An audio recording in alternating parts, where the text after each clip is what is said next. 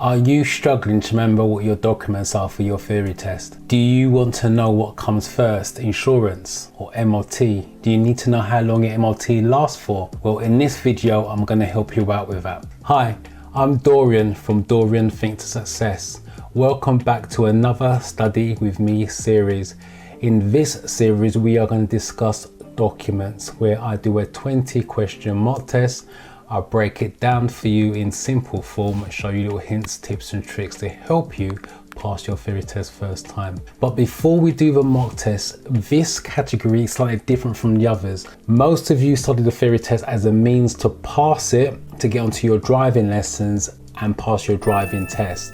But this category, you do need to know it beyond your driving test, because once you buy your car, you need to make sure your documentation is up to date, because some of them carry points or fines. And if you didn't know, in the first 2 years of passing your driving test, you are on probation. So if you've got 6 points or more in the first 2 years, you lose your license. Ouch. And just not having the right documentation can give you points. It's normally 3 points per documentation. So this is a subject that you do need to know it kind of inside out and have that information for beyond your theory test and driving lessons. But I'm going to jump onto my computer, do a 20-question mock test for you, and as usual, I'll break it down and keep it as simple as I can and give you some hints and tips on the real test itself. The first question: in order to supervise a learner driver, you need to have held a full driving license for the same category of vehicle for at least 3 years.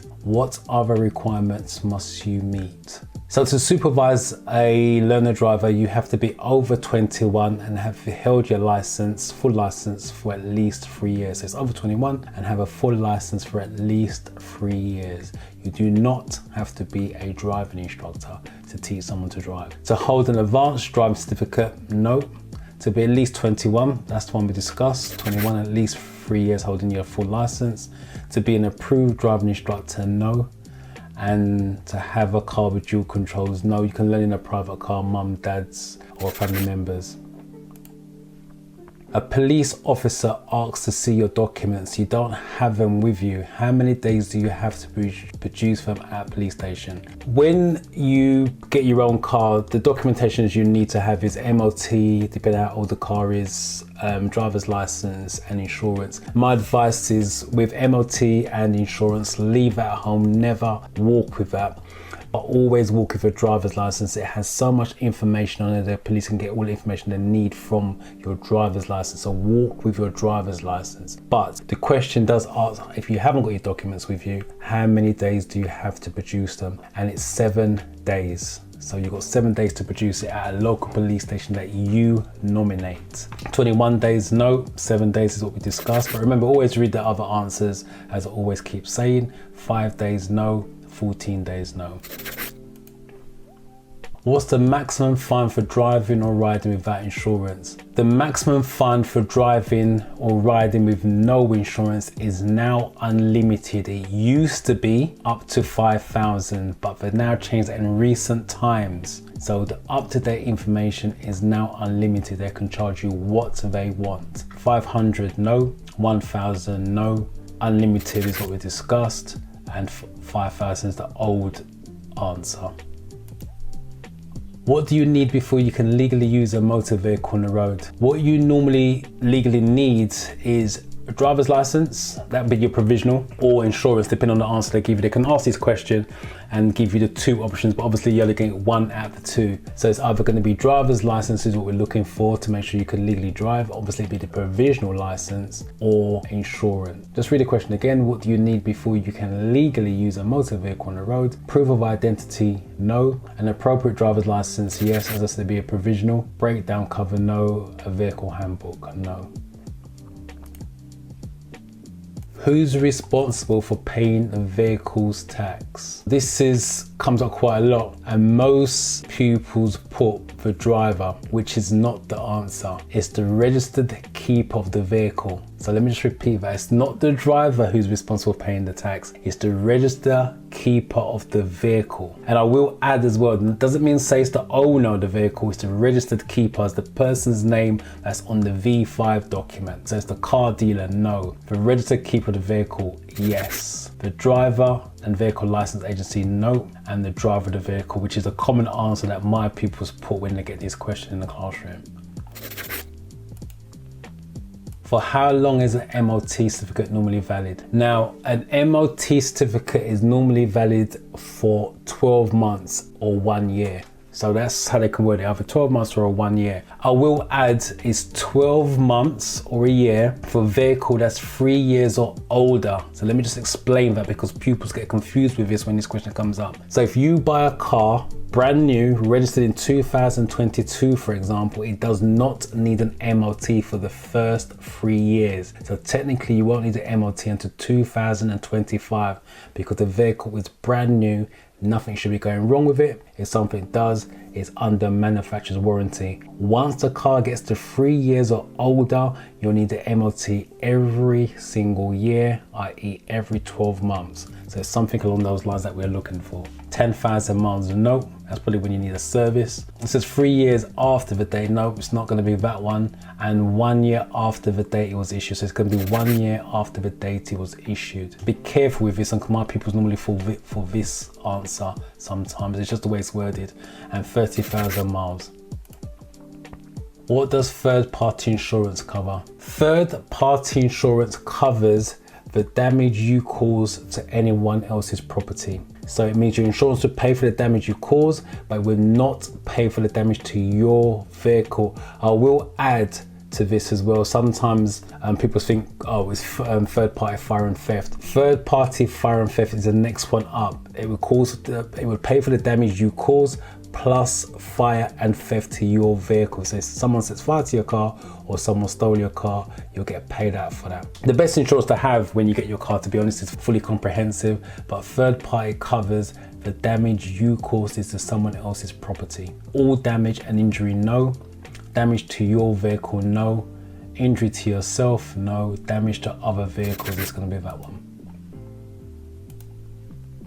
What's a statutory off-road notification, known as SON for short? So statutory off-road notification is a form that you fill in when you're not going to be taxing your car to be on the road. So you have to fill that form in, which is known as statutory off-road notification. Take your car off the public highway and it has to be on the driveway or private land. So it's something that you're going to fill in when you're not going to tax your car. A notification to the DVLA that a vehicle isn't being used on the road, that's a possible answer.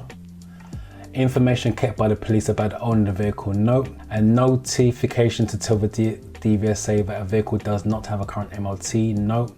Information held by the insurance company to check the vehicle is insured, and again, no, it's going to be this one because your vehicle is not going to be on the road, hence off-road notification. You've just passed your first practical driving test. What will you have to do if you get 6 penalty points on your licensing for the next 2 years? And this is what I said at the beginning of the introduction. If you get 6 points in the first 2 years, you lose your license. You're back to square one, another theory test, another driving test. That's the way, so you're going back to the beginning. So we're looking for something along those lines. Retake only your practical test, no. Retake only your theory test, no. Retake theory test and practical test, yes. Reapply for full license immediately, no. You'll have to go back to basics. The other thing I will add on this as well, your insurance is going to be sky high the second time around because you don't lose your license for a good thing. Remember, you lost it because you've done something wrong. Your insurance company is going to charge you for that the next time round, so bear that in mind. What legal requirement must be met by a newly qualified driver? This is similar to the first question, just worded slightly differently. And again, I keep stressing this is what the theory test is about. Sometimes you get the same question asked 2 or 3 different ways, and that's why I say you must not memorize your answers. Let me just repeat that. Do not memorize your answers. Understand what they're asking you, so no matter how they ask you, you know what the answer is going to be. They must display green L plates. There's no such thing as green L plates. Their L plates are red, and you've passed your test because you're newly qualified, so you're no longer a learner driver anyway. They must have a new photograph taken for a full license, no, because they use the license that you provided on the driving test, your provisional. They must be accompanied on the first motorway journey, no. Once you pass your driving test, you can go on the motorway straight away. I will suggest taking motorway lessons, by the way, but you can go straight onto the motorway without someone being next to you. They must have held valid motor insurance. So it's a different answer to what we had previously. One was they had to be over 21, and this is the other answer, which they must have a valid motor insurance. Who's legally responsible for ensuring that the vehicle registration certificate V5C is updated? And to register the keeper of the vehicle, again, it's similar to the question we had previously. It's always going to be the registered keeper of the vehicle that's responsible. So the registered vehicle keeper, straight one, straight out of the hat. The license authority, no. Your insurance company, no. The vehicle manufacturer, no. When must you contact the driver and vehicle license agency, otherwise known as DVSA? The time that you need to notify them is when your vehicle insurance is due, no, you don't need to notify them then. When you change your vehicle, yes, because you need to change the V5 document, the information on the V5 document, because remember that's the registered keeper. So if you're changing your vehicle, in other words, selling it or scrapping it, you need to get your name off of that. So that's the time that you need to notify them. When you use your vehicle for work, no. And when you get a parking ticket, no. Your car needs to pass an MOT test. What may be invalidated if you drive a car without a current MOT certificate? So let me just explain this, because my pupils tend to get confused when this question comes up in the classroom. The three documentations that you need is MOT, insurance, and road tax. That's the three that you need in that order. So you need an MOT first to say your car is roadworthy. You need insurance to say you can drive your car on the road, and then you need to tax your car for your car to be on the road. So the answer is going to be MOT first to say your car is roadworthy. In this question, it says what's going to be invalidated. If your car is not roadworthy, your insurance is not going to be valid, because they're not going to insure you to drive a car that's not roadworthy. So the invalidation will be your insurance. The vehicle registration document, no. The vehicle service record, no. Your vehicle insurance, yes. And the vehicle tax, no.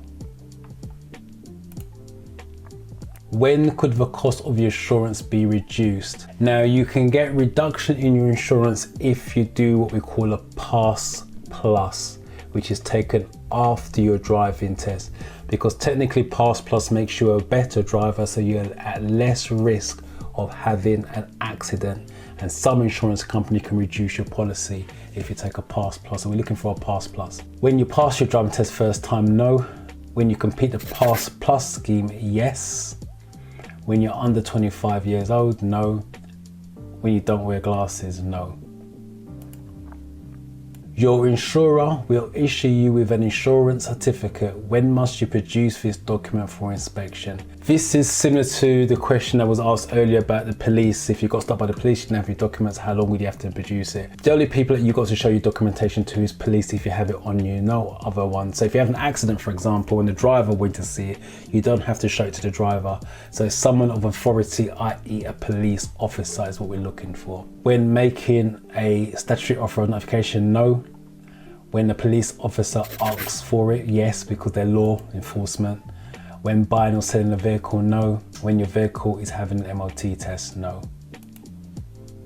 For how long is a statutory off-road notification valid? A statutory off-road notification is valid until you tax your car or sell it or scrap it. So if it's tax, sell or scrap, that's how long it lasts for. Because as long as your car's off the road, you can have it off the road until whenever. So until the vehicle is insured and MOT'd, yes, possible. Until the vehicle is repaired or modified, no. Until the vehicle is taxed, sold or scrapped, that's a better answer than that one. Until the vehicle is used on the road. So it's going to be this one. So like I said, that's why I say read all the answers very, very carefully. That one sounded like a good answer, but that's a better answer.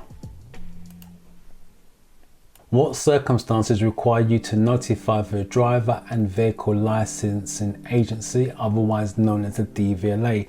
There's only two main reasons why you need to contact the DVLA. One is change of address, because you've moved, so they need to keep the records up to date. It's just no different from when moving home, updating your banks, your doctors, blah, blah, blah, with the new details. So that's one reason. And the other reason is change of health. If your health deteriorates from the time you've passed your driving test, you need to let them know, because they may put restrictions on your licensing because of it. Depends on what health issues you have. So we're looking for something along those two lines: change of address or your health has changed. But when you have to work abroad, no. When you lend your vehicle to someone else, no. When your vehicle needs an MOT certificate, no. When your health affects your driving, which is one we discussed. What's a cover note? A cover note is temporary insurance. If you go to buy a car, especially from a car showroom, for example, your insurance company will give you a cover note so you can drive your car from there and drive it home. And then they'll do their checks on you and then send out the full documentation in the post. So a cover note is temporary insurance. A document issued before receiving your driver's license? No. A document issued before you received your MOT certificate? No. A document issued before you receive your registration document? No. A document issued before you receive your insurance certificate? Yes. What information is found in the vehicle registration document, otherwise known as the V5 document or V5C? They can use the word vehicle registration document or V5C, which you saw earlier on in one of the questions. And the information on there is the registered keeper of the vehicle. I will repeat what I said earlier on. Not necessarily the owner. The owner of the vehicle could be the finance company, but you are the registered keeper if your name is on that document. I mean, you're responsible for that car if your name's on it. So it's a registered keeper we're looking for. The type of insurance cover, no. The date of the MOT, no. The registered keeper, yes. The service history details, no. What must you have when you apply to renew your vehicle's tax? You need valid insurance to renew your vehicle tax. Remember what I said earlier on.